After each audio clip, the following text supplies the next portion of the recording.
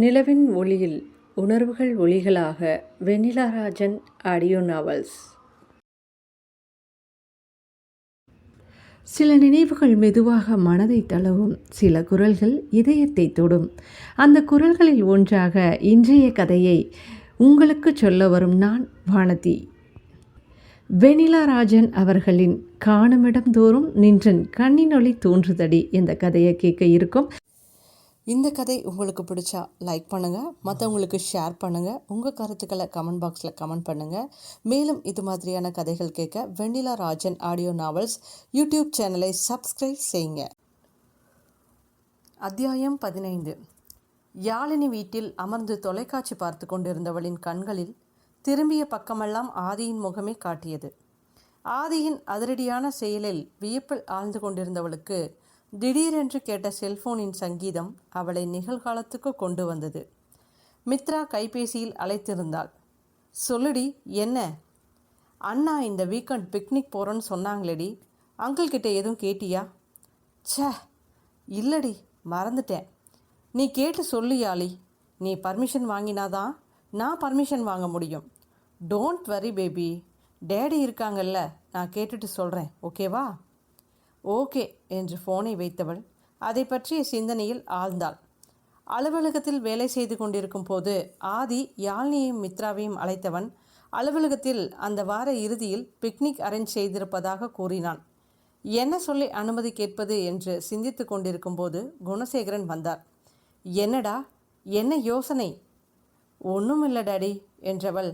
Daddy, ஆஃபீஸில் picnic arrange பண்ணியிருக்காங்க, போகட்டுமா டாடி? எந்த பிளேஸ்மா? கோனா, சம்திங் லைக் தட் டாடி. போயிட்டு வாடா என்று அவர் சொல்லி கொண்டிருக்கும்போது, இப்போ எதுக்கு உனக்கு பிக்னிக் என்று கேட்டுக்கொண்டே மாலதி வந்தார். மா, சும்மா இருமா, ஒர்க் போனதுலேருந்து எங்கேயுமே போகிறதில்ல. அப்பா சொல்லுங்கப்பா என்று சினிங்கினாள். மாலு, அவள் போயிட்டு வரட்டுமே, விடு என்றவர் யாழ்னியிடம் போக அனுமதி வழங்கினார். அவரை சந்தோஷத்துடன் கொஞ்சியவள் மித்ராவிற்கு ஃபோன் செய்து பேசிவிட்டு அவளது குடும்பத்தாரிடமும் அனுமதி கேட்டவள். அவர்கள் அனுமதி கொடுத்த சந்தோஷத்தில் அன்று காலையில் இருவரும் கிளம்பினர். விஷ்ணு ஃபோன் செய்து ஒரு குறிப்பிட்ட நிறுத்தத்திற்கு இருவரையும் வர சொன்னான். தோழிகள் இருவரும் அந்த நிறுத்தத்தில் பேசி கொண்டிருக்கும்போது அவர்கள் அருகில் ஒரு கார் இடிப்பது போல் வேகமாக வந்து கிரீச்சிட்டு நின்றது. கார் நின்ற வேகத்தில் தோழிகள் இருவரும் பயந்து போய் பார்க்க விஷ்ணுவோ ஆதி நிறுத்தியதில் அதிர்ந்து போய் திட்ட ஆரம்பித்தான். மச்சி, என்னாச்சு? ஏன் இப்படி ஸ்டாப் பண்ண? டே சொல்லுடா என்று விஷ்ணு கேட்டுக்கொண்டிருக்க ஆதியோ சிலை போல் அவளையே பார்த்தபடி அமர்ந்திருந்தான். டே மச்சான் என்று ஆதியை விஷ்ணு உழுக்க ஆதி கனவிலிருந்து விழிப்பவன் போல் விழித்தான். என்னடா, எதுக்கு இப்போ இப்படி நிறுத்தின என்று கேட்டவனிடம் ஆதி யாழ்னியை காட்டினான். அவர்களை பார்த்த விஷ்ணு திகைத்து போய் விழிக்க தோழிகள் இருவரும் கோபத்தின் உச்சியில் இருந்தார்கள். அண்ணா, எத்தனை நாள் பிளான் இப்படி இடிக்கணும்னு? அந்த கேள்வியில் ஆதி தன்னை மறந்து கீழிறங்கியவன். Hey, keep calm, okay? இனி ஒரு வார்த்தை பேசினாலும் என்ன பண்ணுவேன்னு தெரியாது என்ற அவனது உருமலில் யாழினி திடுக்கிட்டாள். யாழினியின் முகத்தை பார்த்தவன், வா பேபி, வந்து காரில் உட்காரு.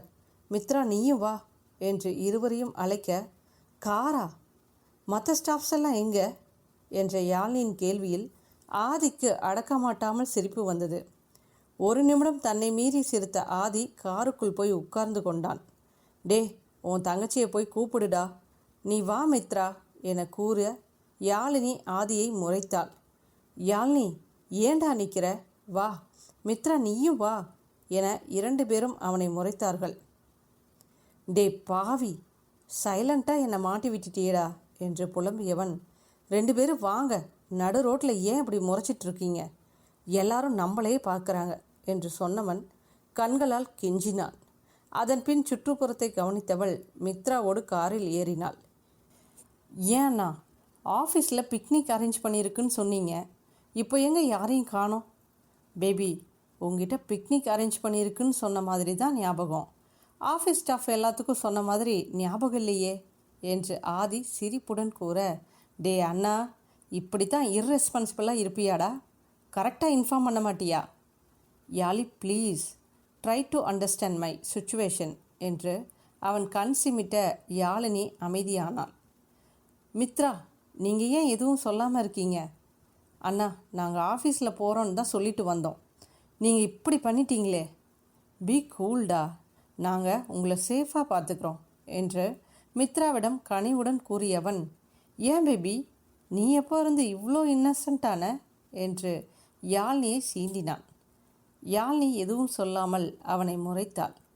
ஏன் மித்துமா, நம்ம தனியாக போகிறோம்னா நம்ம மேடம் ரூல்ஸ் பேச மாட்டாங்களா என்று யாழ்னியை பார்வையால் தீண்டியபடி கூறினான். யாழினி அவனை கோப பார்வை பார்க்க விஷ்ணு ஆதியை அதட்டினான். டே மச்சி, அமைதியாக இருடா என்றவனிடம் புன்னகைத்தவன், ஏண்டா லவுட் ஸ்பீக்கர் அமைதியாக இருக்கு? மச்சி. அண்ணா என்று பல்லை கடித்தாள். ஆதி உல்லாசமாக விசிலெடுத்தபடியே வண்டியை ஓட்டினான். சிறிது நேரம் அமைதியாக இருந்தவள், அண்ணா எங்கே போகிறோம்?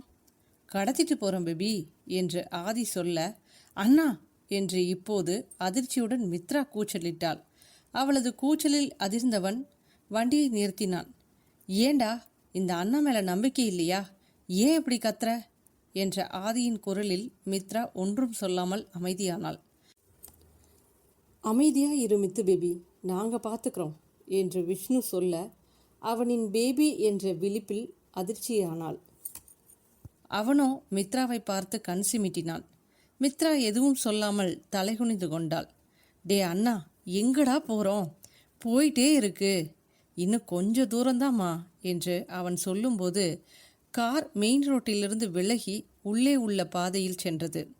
இருமருங்கிலும் உள்ள மரங்கள் பின்னோக்கி செல்ல யாழினி அதை கவனித்தபடி பார்த்து கொண்டிருந்தாள்.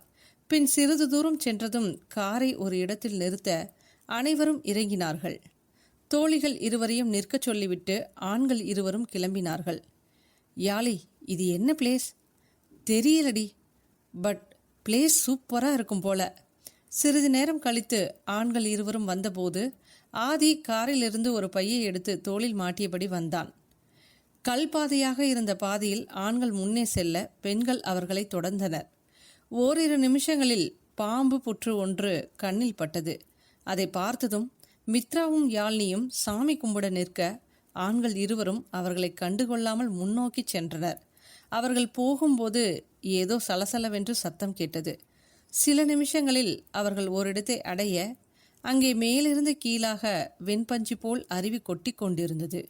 யாழ்னியை திரும்பி பார்த்த ஆதி மென்மையான புன்னகையுடன், ஹே பேபி, அங்கே பாரு, எங்கே கடத்திட்டு போகிறோம்னு கேட்டியே என்று கேட்க, அவன் கை காட்டிய திசையில் பார்த்தவர்கள் சந்தோஷத்தில் வார்த்தை வராமல் நின்றார்கள். என்னடா மித்ரா, பிளேஸ் பிடிக்கலையா என்று விஷ்ணு கவலையாக கேட்க, வாவ் சூப்பர் விஷ்ணு என்று தன்னை மறந்து கத்தியவள் யாழ்னியையும் கூட்டிக் கொண்டு போய் தண்ணீரில் விளையாடினாள். அவர்கள் விளையாட்டினை பார்த்த இருவருக்கும் சிரிப்பு வந்தது. ஆதி யாழ்னியின் பின்னால் வந்தவன் திடீரென்று நீரை அவள் மேல் வாரி இறைத்தான். ஏய், என்ன பண்ற என்றவள் ஆதியை பார்த்ததும் திகைத்தாள். என்ன பேபி என்றவனிடம் ஒன்றுமில்லை என்று தலையாட்டியவள் அடுத்த நிமிஷத்தில் மற்ற மூவர் மீதும் தண்ணீரை அடித்தாள். சிறிது நேரம் விளையாட விட்டவன், போதும் பேபி வா, டே கூட்டிட்டு வாடா என்று விஷ்ணுவுக்கு கட்டளையிட்டான். ஹலோ, இப்போதானே வந்தோம், இன்னும் கொஞ்ச நேரம் போகட்டுமே என்றவளிடம், பேபி சொன்னா கேளுடா, நாம் இன்னும் மேலே போகணும் என்றவனை யாழினி ஆச்சரியமாக பார்த்தாள். கமான் பேபி, மித்து நீயும் வா. இருவரும் வெளியே வந்தபோது ஐயையோ என்று யாழினி பதறினாள். மித்து, அப்பா ஃபோன் பண்ண சொன்னாரு, நான் மறந்துட்டேன் என்றவள் அவசரமாக ஃபோன் பண்ணினாள். யாழினி ஃபோனை வைக்கும்போது, அது யார் பேபி, மாலு உன் ஃப்ரெண்டா என்று கேட்டவனை பார்த்து யாழ்னியும் மித்ராவும் விழுந்து விழுந்து சிரித்தனர். சொல்லிட்டு சிரிங்க என்று விஷ்ணு கடுப்பாக சொன்னான். அண்ணா, அது எங்கள் வீட்டு ஹிட்லர்னா, மை மம்மி. இப்போ எப்படி நம்ம ஆஃபீஸில் ஆதி ஹிட்லரோ அதுமார் என்று சொல்ல வந்தவள் பாதியில் நிறுத்தினாள். ஐயோ, நல்லா மாட்டினமே, அடியை இப்படியா உளறி வைப்ப என்று நினைத்தவள் ஆதியை பயத்துடன் பார்த்தாள். அவனோ ஒரு நிமிடம் கோபமாக பார்த்தவன் பின் அடக்க மாட்டாமல் சிரித்தான். ஹே, ஹிட்லர் சிரிச்சிட்டாண்டி என்றவள், நீங்கள் உங்கள் அம்மாவுக்கு பேசலையா என்று ஆதியிடம் கேட்க, அவனோ முகம் மாறி எழுந்து போனான். ஏண்டா இப்படி கேட்ட? எனக்காவது யாரும் இல்லாமல் தான் நான் இப்படி இருக்கேன். அவனுக்கு எல்லாரும் இருந்தும் யாரும் இல்லாத மாதிரி தான் இருக்காமா என்றவனை யாழினி அதிர்ச்சியுடன் பார்த்தாள். அன்றைக்கு அவள் மடியில் அழுத ஆதி அவளுக்கு ஞாபகம் வந்தான். உடனே பதறி போய் அவனிடம் சென்றாள். அங்கே ஆதி இலக்கில்லாமல் வானத்தை வெறித்து கொண்டிருந்தான். ஆதி, நான் உங்களை வேணும்னு ஹர்ட் பண்ணணும்னு சொல்லலை, ஐ எம் சாரி என்றபடி அவன் கைகளை ஆறுதலாக அழுத்தினாள். ஒன்றும் இல்லடா, யூ டோன்ட் வரி என்று அவளை சமாதானப்படுத்தியவன் அவளுடைய கையை இறுக பற்றி கொண்டான். அவன் கைகளுக்குள் இயல்பாய் அடங்கும் தன் கையை விசித்திரமாக பார்த்தாள். யாழினி போனவுடன் விஷ்ணுவையே மித்ரா பார்த்து கொண்டிருந்தாள். ஏன் பேபி என்னை இப்படி பார்க்குற? நீங்கள் ஏதோ சொன்னீங்களே. ஆமாம் மித்ரா, எனக்கு அப்பா அம்மா யாரும் இல்லை, எனக்கு ஆதி தான் எல்லாமே என்றவனிடம், உங்களுக்கு நான் இருக்கேன் விஷ்ணு, நீங்கள் ஏன் கவலைப்படுறீங்க என்றவளை, பேபி என்று கண்களில் ஏக்கத்துடன் கேட்டவனை பார்த்ததும் தான் என்ன சொன்னோம் என்றே அவளுக்கு புரிந்தது. அவன் கேள்வியில் மித்ரா விஷ்ணுவை பார்க்க முடியாமல் தலைகுனிந்து கொண்டாள். பின் அருகில் இருந்த கோவிலுக்குள் 4 பேரும் சென்றார்கள். மித்ராவின் கண்ணசைவில் விஷ்ணு சாமி கும்பிட ஆதி யோசனையுடன் பார்த்து கொண்டு நின்றிருந்தான். யாழினி சாமி கும்பிட்டவுடன் திருநீற்றை எடுத்து ஆதியின் நெற்றியில் இட்டவளை திகைத்து போய் பார்த்தான். அந்த நிமிடத்தில் ஆதிக்கு எல்லா பிரச்சனையும் சரியாகிட வேண்டும் என்று தோன்ற தன்னை அறியாமல் சாமி கும்பிட்டவனை விஷ்ணு ஆச்சரியமாக பார்த்தான். அண்ணா, என்ன பார்க்குறீங்க? ஒன்றும் இல்லடா என்றவன் இனி தன் குழப்பங்களும் கூட சரியாகிவிடும் என்ற நம்பிக்கை அவனுக்கு பிறந்தது. விஷ்ணுவும் மித்ராவும் முன்னே செல்ல ஆதி யாழினியின் கைகளை பற்றியபடி நடந்தான்.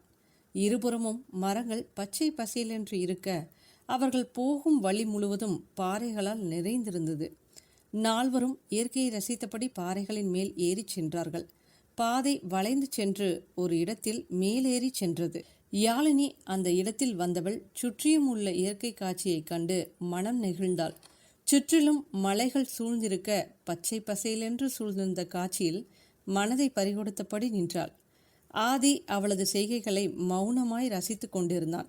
அப்போது ஒரு குரங்கு யாழினியின் பக்கத்தில் வந்து அவளது கைப்பையை பிடுங்க யாழினி பயந்து போய் ஆதியை இறுக கட்டிக்கொண்டாள். அந்த அணைப்பில் ஒரு நொடி திணறியவன் பின் அவளை சமாதானப்படுத்தினான். பேபி, இதென்ன நீ இப்படி பயப்படுற? நீ என்ன பேபியா என்று ஒற்றை புருவத்தை உயர்த்தினான்.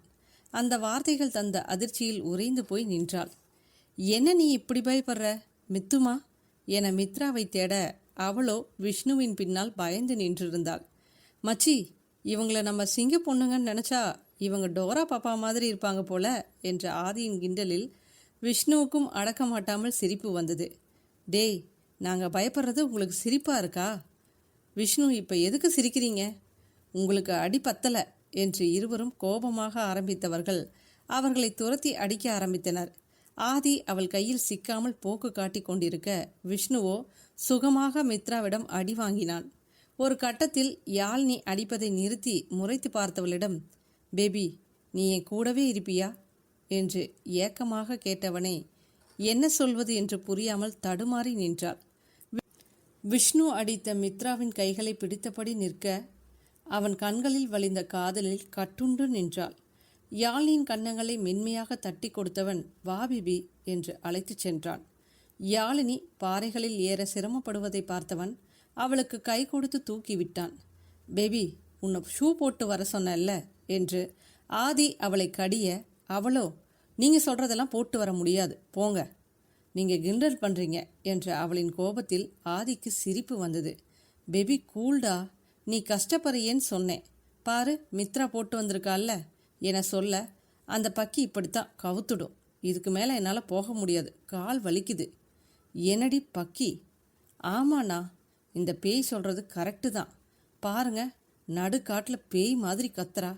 ஏய், நான் பேயாடி? அண்ணா நல்லதுக்கு தானே சொல்லுவாங்க, ஏன் போடலை? உங்கள் அண்ணன் சொல்கிறதெல்லாம் செய்யணும்னு இல்லை என்று முறுக்கி கொண்டாள். டேய், இது என்ன 2 பேரும் சின்ன பொண்ணுங்க மாதிரி சண்டை போடுறீங்க? யாழினியின் ஒவ்வொரு செய்கையும் ஆதிக்கு வியப்பாக இருந்தது. எப்போதும் ஒருவித கோபத்துடன் இருப்பவளை பார்த்தவனுக்கு இன்று யாழினியின் இயல்பான பேச்சுகள் அவனை திணறச் செய்தன. பேபி, நீ உண்மையிலேயே யாரு என்ற யோசனையில் மூழ்கியவனை விஷ்ணுவின் குரல் தடுத்தது. மச்சி, இங்கேயே அரேஞ்ச் பண்ணிடலாமா என்று கேட்டவனிடம் சரி என்று தலையாட்டினான். விஷ்ணு ஒவ்வொன்றாக எடுத்து கீழே வைத்தான். மினி கிரில் ஒன்றை எடுத்து வைத்தவன் ஒரு பவுலில் இருந்து கிரில் செய்ய வேண்டிய சிக்கன் பீஸை எடுத்து வைத்தான். வாவ், அண்ணா சூப்பர் என யாழினி பாராட்ட விஷ்ணு அவளை பார்த்து கண் சிமிட்டினான். விஷ்ணு எடுத்து வைத்த மசாலா தடவிய பீஸ்களை கிரில்லில் ஆதி பொரித்து கொடுக்க அனைவரும் சாப்பிட்டார்கள். பின் சிறிது ஓய்வெடுத்து விட்டு மீண்டும் தங்கள் பயணத்தை ஆரம்பித்தார்கள். இம்முறை ஏற ஏற கேட்ட அருவியின் சத்தத்தில் யாழினி துள்ளி குதித்து கொண்டு சென்றாள். பேபி பார்த்து போ என்று எச்சரித்தவனை கண்டுகொள்ளாது. ஆதி, நீங்கள் சொல்லவே இல்லை இன்னொரு அருவி இருக்குன்னு. வாவ், எனக்கு இந்த இடத்த விட்டு போகவே மனசில்லை என்றவள் தன்னை மறந்து ஆட்டம் போட்டாள். அந்த அருவி ஏறக்குறைய குறைவான ஆழத்தில் தரையில் நடந்து செல்லும்படி இருந்தது. இம்முறை விஷ்ணுவும் ஆதியும் குளிக்க வர தோழிகள் இருவரும் மெல்ல நழுவியபடி இயற்கை காட்சியை ரசித்தனர். நண்பர்கள் இருவரும் சிறிது நேரம் நீரில் குளித்தவர்கள் பிறகு நேரமாவதை உணர்ந்து அந்த இடத்திலிருந்து வெளியேறினார்கள். இரு ஜோடிகளும் அந்த ஏகாந்தத்தை விட்டு வர மனம் கேளாமல் கிளம்பினார்கள். ஆதி காருக்கு வந்தபோது யாழ்னியை ஒரு முறை இறுக அணைத்தவன் அவள் என்னவென்று உணரும் முன் விடுவித்தான். யாழ்னி இந்த எதிர்பாராத அணைப்பில் சிலையாகி நின்றாள். ஆதி காருக்குள் ஏறும்போது ஃபோன் வர வெளியே சென்று பேசி வந்தவனின் முகம் இறுகி இருந்தது. அவன் கேட்ட செய்தியின் எதிரொலியாக கார் அதிவேகமாக சீறி பாய்ந்தது. ஆதியின் முகம் மாற்றத்திற்கான காரணம் புரியாமல் அனைவரும் தடுமாறினார்கள்.